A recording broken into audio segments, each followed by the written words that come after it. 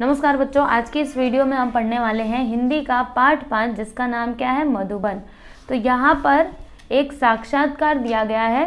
अनुराग वर्मा जी रहते हैं जो राम कुमार वर्मा का साक्षात्कार लेते हैं, यानी कि इंटरव्यू लेते हैं।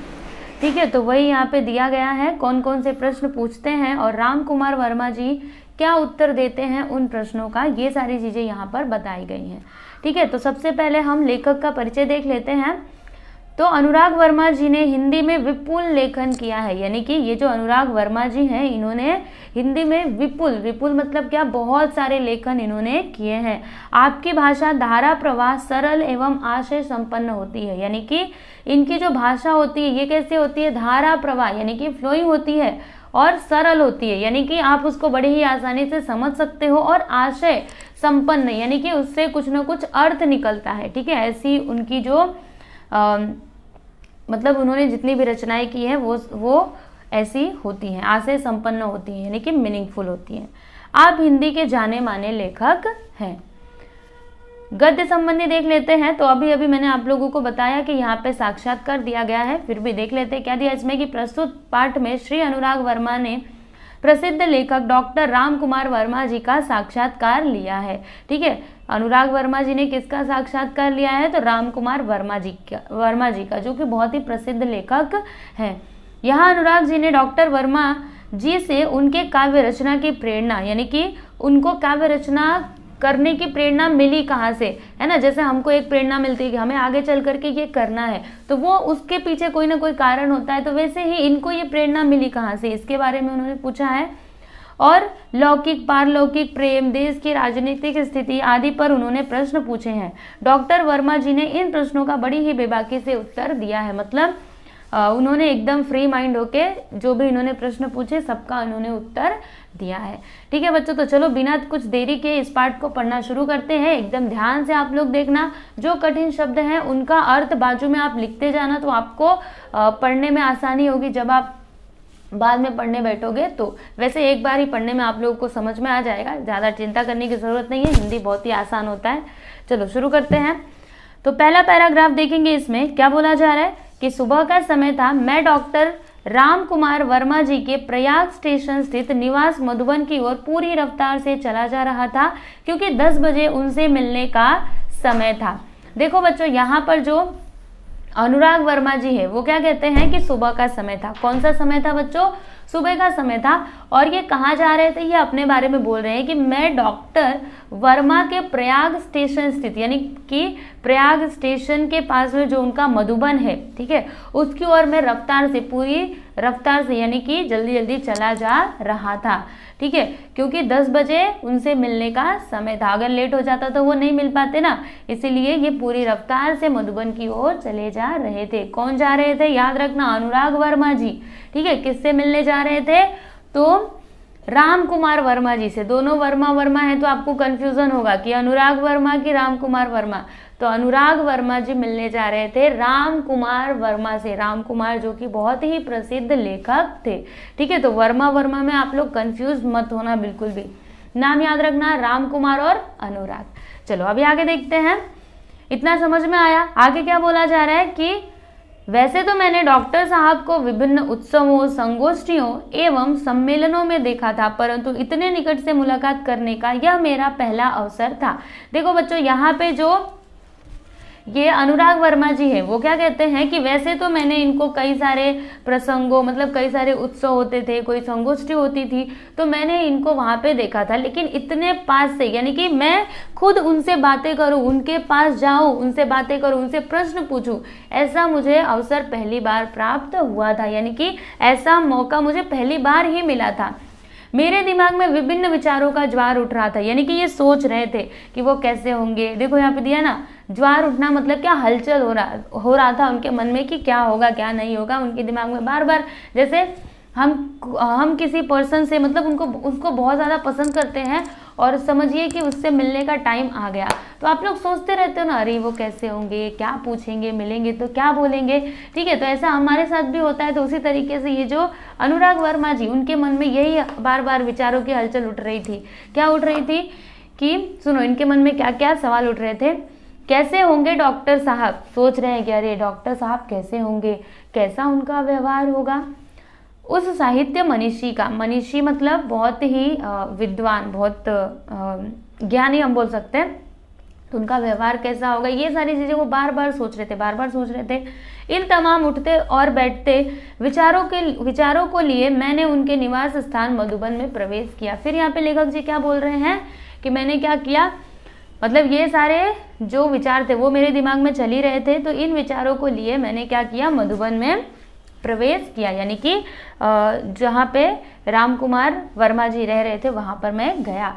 काफ़ी साहस करके दरवाजे पर लगी घंटी बजाई, और बड़े ही मुश्किल से मैंने क्या किया, जो घंटी थी दरवाजे की उसको बहुत हिम्मत जुटाने के बाद, ठीक है, क्योंकि इतने महान व्यक्ति अभी उनके सामने ये अपने आप को बहुत ही तुच्छ समझ रहे थे, ठीक है, तो ये क्या सोच रहे थे, मतलब ऐसे डरते डरते गए और बहुत ही साहस जुटा करके, बहुत हिम्मत जुटा करके उन्होंने बेल बजाई। फिर क्या होता है, काफ़ी साहस करके दरवाजे पर लगी घंटी बजाई, नौकर निकला और पूछ बैठा, क्या आप अनुराग जी हैं? और फिर नौकर निकलता है और पूछ बैठता है, क्या आप अनुराग जी हैं? क्योंकि उनको पता था कि अनुराग जी इंटरव्यू लेने आने वाले हैं, तो इसने पूछा नौकर ने कि क्या आप अनुराग जी हैं? मैंने उत्तर में सिर्फ हाँ कहा। अभी ये उत्तर में ज़्यादा कुछ बोल नहीं पाए, क्योंकि ये तो पहले से ही सोचो विचारों में डूबे हुए थे, तो इन्होंने बस हाँ बोल दिया, ठीक है। उसने मुझे ड्राइंग रूम में बिठाया और यह कहते हुए चला गया कि डॉक्टर साहब आ रहे हैं। और फिर इसने क्या किया, नौकर ने इनको ड्राइंग रूम में बिठा दिया, जहाँ पे मेहमानों को बिठाया जाता है, वहाँ पे बिठा दिया, और फिर वो यह कहते हुए चला गया कि डॉक्टर साहब अभी आते हैं, ठीक है, मतलब वो चला गया उनको बुलाने। इतने में डॉक्टर साहब आ गए, और इतने में ही जो डॉक्टर साहब थे वो आ गए। अनुराग जी कैसे आना हुआ, आते ही उन्होंने पूछा, और जब वो आए तो देखो एकदम फैमिलियर, जैसे ऐसा लग रहा है कि वो उनको कितने दिनों से जानते हैं, है ना। सोचिए इनका व्यवहार कितना अच्छा था। जैसे कोई व्यक्ति अगर बहुत बड़े पद पे पहुंच जाता है तो वो किसी से भी बात करने में कैसे, मतलब अपने आप को एक, वो उसके अंदर एक अजीब तरह का क्या आ जाता है, अभिमान आ जाता है। लेकिन इनके अंदर ऐसा कुछ भी नहीं था। इन्होंने, ऐसा लग रहा है कि अनुराग जी को वो कितने दिनों से जानते हैं। क्या कहते हैं कि अनुराग जी कैसे आना हुआ, आते ही उन्होंने ऐसा उनसे पूछा, ठीक है। आगे देखो बच्चों, मैंने कहा डॉक्टर साहब कुछ प्रसंग जो आपके जीवन से संबंधित हैं और उनसे आपको जो महत्वपूर्ण प्रेरणाएं मिली हो उन्हीं की जानकारी हेतु आया था। तो अभी जो अनुराग जी हैं वो क्या कहते हैं कि डॉक्टर साहब कुछ प्रसंग जो आपके जीवन से संबंधित है, यानी कि कुछ ऐसे घटनाएं जो आपके जीवन से संबंधित हैं, उनसे आपको जो महत्वपूर्ण प्रेरणाएं मिली हैं उन्हीं की जानकारी के लिए मैं यहाँ पर आपके पास आया हूँ, ठीक है। तो डॉक्टर साहब ने बड़ी सरलता से कहा, क्या कहा, अच्छा तो फिर पूछिए, आप सवाल पूछने आए हैं तो पूछिए, क्या पूछना है आपको। बड़ी ही सरलता से उन्होंने ऐसे करके जवाब दिया। समझ में आया। अभी आगे देखते हैं प्रश्न क्या थे। देखो प्रश्न है उत्तर है, प्रश्न है उत्तर है ना। अगर हम किसी का इंटरव्यू लेते हैं, आपने देखा होगा न्यूज़ चैनल्स वगैरह पे कोई बड़े लीडर होते हैं, कोई मंत्री होते हैं, तो उनका इंटरव्यू लिया जाता है। तो जो एंकर्स होते हैं वो प्रश्न पूछते हैं, और जो लीडर होते हैं जिनका भी इंटरव्यू लिया जाता है वो लोग उत्तर देते हैं। तो सेम इसी तरीके से यहाँ पे अनुराग जी प्रश्न पूछेंगे, रामकुमार वर्मा जी उत्तर देंगे। तो इन्होंने पहला प्रश्न क्या पूछा कि डॉक्टर साहब काव्य रचना की प्रेरणा आपको कहाँ से और कैसे प्राप्त हुई। इस संदर्भ में कोई ऐसा प्रसंग बताने का कष्ट करें जिसने आपके जीवन के अंतरंग पहलुओं को महत्वपूर्ण मोड़ दिया हो। यहाँ पर जो अनुराग वर्मा जी हैं वो डॉक्टर साहब से प्रश्न पूछ रहे हैं कि डॉक्टर साहब ये जो काव्य रचनाएं आप करते हो इसकी प्रेरणा आपको मिली कहाँ से, है ना, कहाँ से मिली और कैसे मिली, कृपया इसके बारे में आप बताइए, ठीक है। इस संदर्भ में कोई ऐसा प्रसंग, मतलब जिसने आपके जीवन को एक महत्वपूर्ण मोड़ दिया हो, मतलब आपके जीवन में कोई ऐसी घटना हुई हो जिसके कारण आप काव्य रचना में लग गए, ठीक है। इसके बारे में उन्होंने पूछा कि इसके बारे में मुझे कुछ बताइए। तो उत्तर में क्या आता है, देखो पहले तो मेरे जीवन में, ये कौन बोल रहे हैं, तो रामकुमार वर्मा जी बोल रहे हैं, पहले तो मेरे जीवन में समाज की अंधव्यवस्था के प्रति विद्रोह अपने आप उदित हुआ। क्या कहते हैं कि ये जो समाज में फैली हुई कुरीतियाँ ये जो सारी फैली हुई हैं, इसके लिए मेरे मन में जो ये अंधव्यवस्था है, यानी कि ये जो समाज में कुरीतियाँ हैं, उनका विद्रोह तो मेरे मन में बहुत ही पहले क्या हो चुका था, उदित हो चुका था। समझ में आया? सबसे पहले यहीं से शुरुआत होती है इनके कामयाबी की। जैसे हम छोटे होते धीरे धीरे करके बड़े होते तो कोई हमारे साथ एक ऐसी घटना घट जाती है जिसके कारण हम जहाँ पे हैं उससे बहुत आगे चले जाते हैं। ठीक है, तो वैसे ही इनका अभी शुरुआत हो रहा है। तो पहले तो इनके मन में ये जो समाज में फैली हुई कुरीतियाँ हैं, अच्छी रीति, कुरीतियाँ मतलब क्या होता है, जो अच्छी रीति ना हो, ठीक है, व्यवस्थाएं एकदम बिगड़ी हुई हैं, इसके बारे में उनको विद्रोह क्या हुआ, पैदा हुआ, उदित हुआ उनके मन में। सन 1921 में जब मैं केवल 15.5 वर्ष का था, गांधी जी के असहयोग आंदोलन में पारिवारिक एवं सामाजिक व्यवधानों से संघर्ष करते हुए मैंने भाग लिया। फिर देखो यहाँ पे क्या बोला जा रहा है, क्या कहते हैं कि सन 1921 में जब मैं केवल कितने साल का था, 15.5 साल का था, तभी गांधी जी का जो असहयोग आंदोलन था उसमें मैंने क्या लिया था, भाग लिया था। लेकिन उसमें भाग लेना इतना आसान नहीं था। मैंने पारिवारिक और सामाजिक व्यवधानों से संघर्ष करते हुए, यानी कि परिवारजनों ने भी मेरा विरोध किया और मेरा विरोध जो समाज के लोग थे उन्होंने भी किया। तो इन दोनों से मैंने संघर्ष करते हुए इस असहयोग आंदोलन में भाग लिया था। ठीक है, उस समय स्कूल छोड़ने की बात तो सोची भी नहीं जा सकती थी, मगर मध्य प्रदेश के अंतर्गत नरसिंहपुर में मौलाना शौकत अली साहब आए और बोले, गांधी जी ने कहा है कि अंग्रेजी की तालीम गुलाम बनने का एक नुस्खा है। तत्पश्चात आवाज तेज करते हुए कहने लगे, है कोई माई का लाल जो कह दे कि मैं कल से स्कूल नहीं जाऊंगा। देखो बच्चों, अभी यहाँ पे लेखक क्या कहते हैं कि उस समय स्कूल छोड़ने की बात तो कोई सोच भी नहीं सकता था। लेकिन क्या हुआ कि मध्य प्रदेश के अंतर्गत नरसिंहपुर में, मतलब मध्य प्रदेश के अंतर्गत नरसिंहपुर में कौन आए, मौलाना शौकत अली साहब आए और क्या कहते हैं कि गांधी जी ने कहा है कि अंग्रेजों की ये जो तालीम है, यानी कि ये जो अंग्रेजी स्कूलों में आजकल पढ़ाई जा रही है, ये क्या है, गुलाम बनाने का एक नुस्खा है। क्योंकि देखो, जब ये लोग अंग्रेजी पढ़ेंगे तभी तो उनके लिए काम कर पाएंगे ना। जब उनको अंग्रेजी आएगी नहीं तो वो उनके लिए काम कैसे कर पाएंगे, है कि नहीं। तो वही यहाँ पे ये बोल रहे थे कि ये जो स्कूलों में अंग्रेजी पढ़ाई जा रही है, ये क्या है, एक हमें गुलाम बनाने की क्या है, एक तरकीब है, एक नुस्खा है। और फिर आवाज तेज करते हुए कहने लगे, क्या कहते हैं कि है कोई माई का लाल जो कह दे कि कल से मैं स्कूल नहीं जाऊंगा। मैंने अपनी माँ के आगे बड़े ही श्रद्धा से स्कूल न जाने की घोषणा कर दी। अभी यहाँ पे लेखक जी कह रहे हैं, ठीक है, कोई तो बोल नहीं पाया, लेकिन इन्होंने ही बोला, अपनी माँ के सामने ही बोला, बड़े ही श्रद्धा पूर्वक बोला कि अब मैं कल से स्कूल नहीं जाऊंगा, ऐसी घोषणा उन्होंने कर दी। सभी लोग सख्ते में आ गए। अब इसके बाद तो सभी लोग सख्ते में आ गए। क्यों आ गए? क्योंकि बात भी अजीब थी ना कि इन दिनों एक डिप्टी कलेक्टर का लड़का विद्रोह कर जाए। यानी इतने जो डिप्टी कलेक्टर है, डिप्टी कलेक्टर मतलब वो अंग्रेजों के शासनकाल में थे तो उनके ही मतलब उनके यहाँ पे ही नौकरी करते थे। डिप्टी कलेक्टर को उनको डिप्टी कलेक्टर का पद उनको मिला हुआ था, इनके पिताजी को। तो सब लोग एकदम सख्ते में आ गए, सदमे में आ गए कि डिप्टी कलेक्टर का लड़का कहता है कि मैं स्कूल नहीं जाऊंगा। ऐसा लोगों ने बहुत समझाया और लोगों ने इनको बहुत समझाया, पिताजी की नौकरी की बात कही, बहुत समझाया और कहने लगे कि अगर तुम ऐसा करोगे तो तुम्हारे पिताजी की नौकरी भी जा सकती है। लेकिन फिर भी यहाँ पे बोल रहे लेखक जी, परंतु मैं घर से निकल पड़ा क्योंकि गांधी जी का आदेश मानना था। मतलब सब लोगों ने मुझे समझाया कि तुम ऐसा मत करो क्योंकि ऐसा करोगे तो तुम्हारे पिताजी की नौकरी भी जा सकती है। बहुत समझाया गया, लेकिन फिर भी ये घर से निकल पड़े क्योंकि गांधी जी का इनको आदेश मानना था। इस प्रकार सर्वप्रथम मैंने सत्य एवं देश के लिए विद्रोह किया। और फिर यहाँ पे जो लेखक जी हैं वो क्या कहते हैं कि इस प्रकार मैंने सबसे पहले क्या किया, सत्य और देश के लिए क्या किया, पहली बार मैंने विद्रोह किया। ठीक है, समाज से लड़ा, परिवार से लड़ा, उन लोगों ने कितना समझाया लेकिन फिर भी मैं नहीं माना और अपने बात पे अडिग रहा। अभी इसका मतलब यही नहीं कि आप लोग भी अपने जो लोग कहे वो बात नहीं मानोगे, मानना चाहिए क्योंकि ये जो लोग समझा रहे थे वो तो गलत थी ना, इसलिए इन्होंने नहीं मानी। लेकिन अगर कोई आपको अच्छी बात सिखाता है तो वो तो आप लोगों को माननी ही चाहिए। तब तक मैं 16 वर्ष का हो चुका था और अंतर्राष्ट्रीय ध्वज लेकर नगर में प्रभात फेरी भी किया करता था। देखो बच्चों, पहले प्रभात फेरी हुआ करती थी ऐसे ध्वज लेकर के। प्रभात फेरी मतलब सुबह के टाइम पे सब लोग घूमा करते थे। तो यहाँ पे लेखक जी बोल रहे हैं कि तब तक इतना सारा ये जो सारी घटनाएं हुई उसके बाद में क्या हो गया था, 16 वर्ष का हो चुका था यानी इस टाइम तक, और राष्ट्रीय ध्वज को लेकर के नगर में प्रभात फेरी भी मैं किया करता था।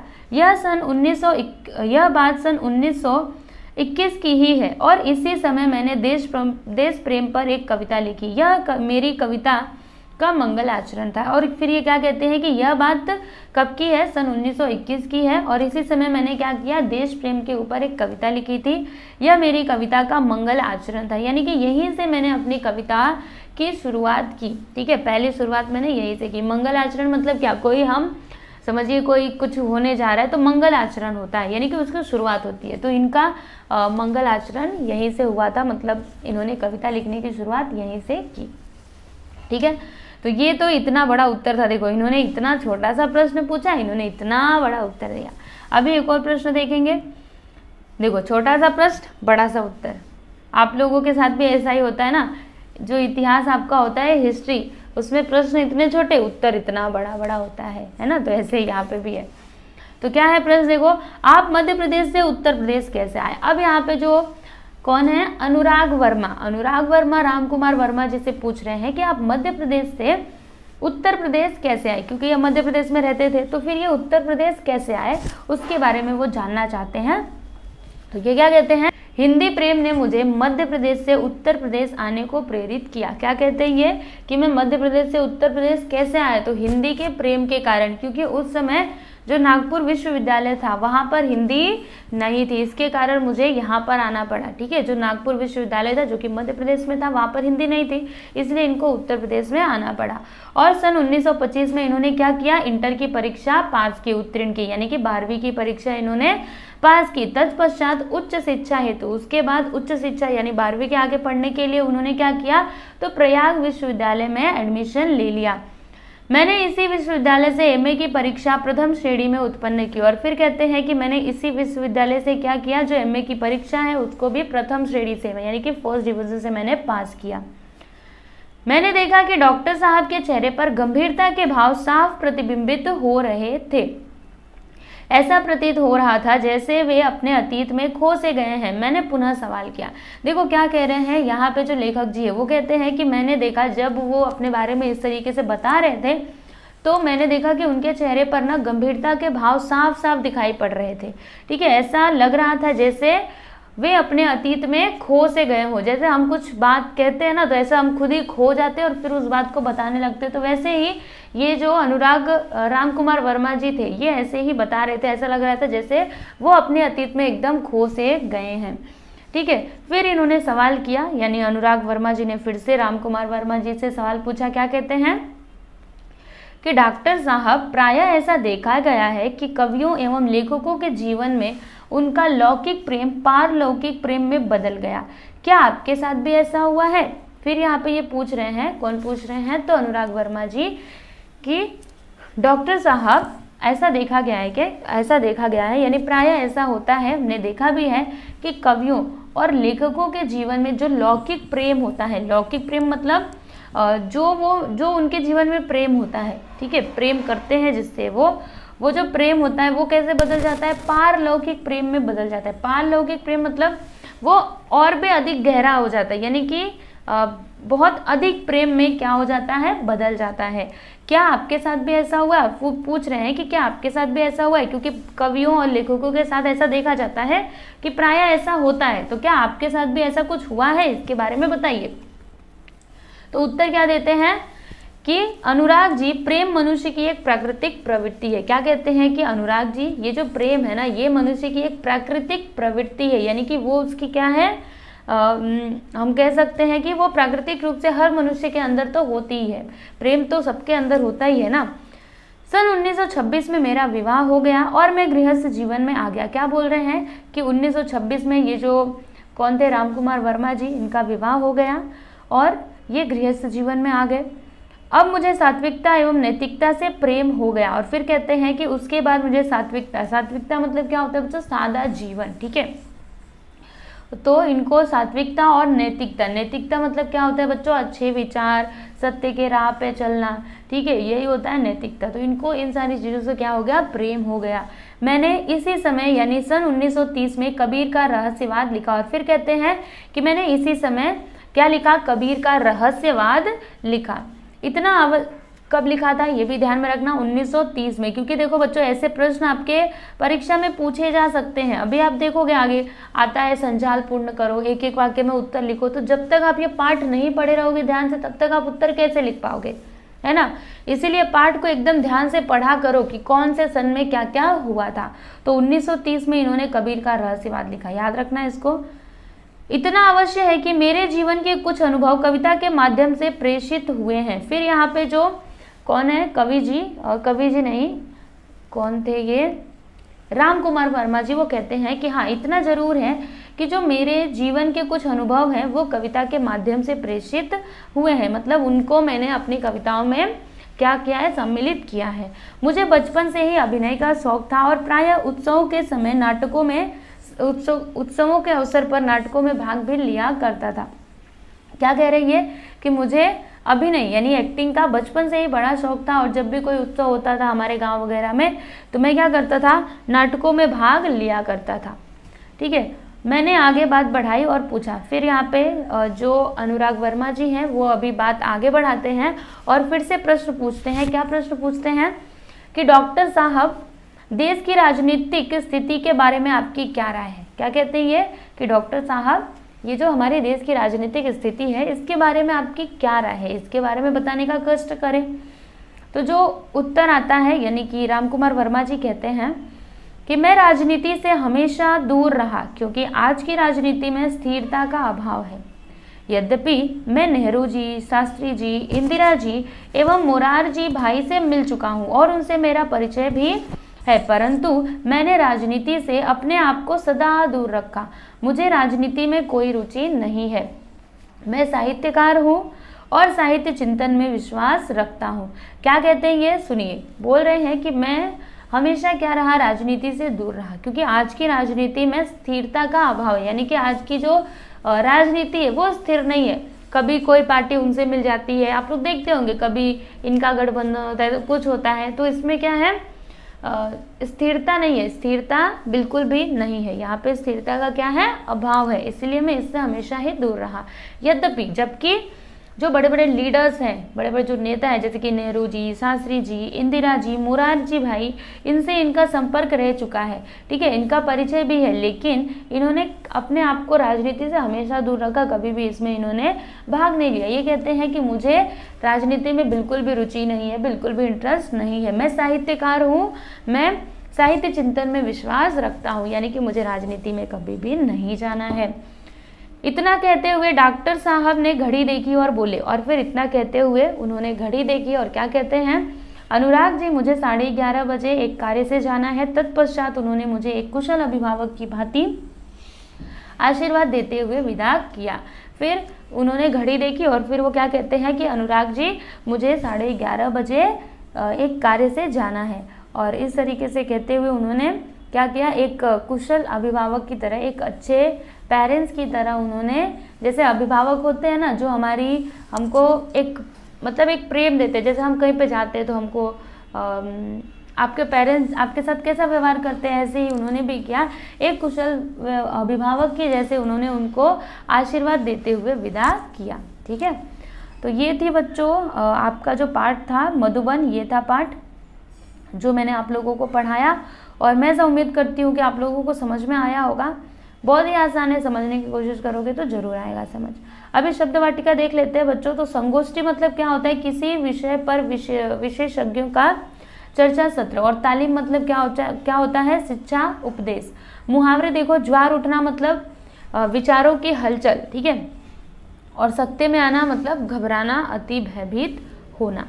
ठीक है बच्चों, तो ये पार्ट आपका कंप्लीट हुआ, और मैं आप लोगों को यहाँ पे बता देना चाहती हूँ कि ये जो पार्ट है मधुबन, इसका प्रश्न और उत्तर मैंने पहले ही उसका वीडियो अपलोड कर दिया है। जैसे यहाँ पे है संजाल पूर्ण करो, सूचना के अनुसार कृतियाँ करो, कारण लिखो, ठीक है, ये सारी चीज़ें मैंने पहले ही कंप्लीट करवा दी हैं। तो आप एक काम कर सकते हो, जो ये अगर आपको इसका क्वेश्चन आंसर चाहिए तो आप प्लेलिस्ट में जा कर के चेक कर सकते हो, वहाँ पे मैंने हर एक लेसन का क्वेश्चन आंसर ऑलरेडी अपलोड कर दिया है। ठीक है, तो चलो अभी हम अगले वीडियो में मिलेंगे, तब तक के लिए नमस्कार।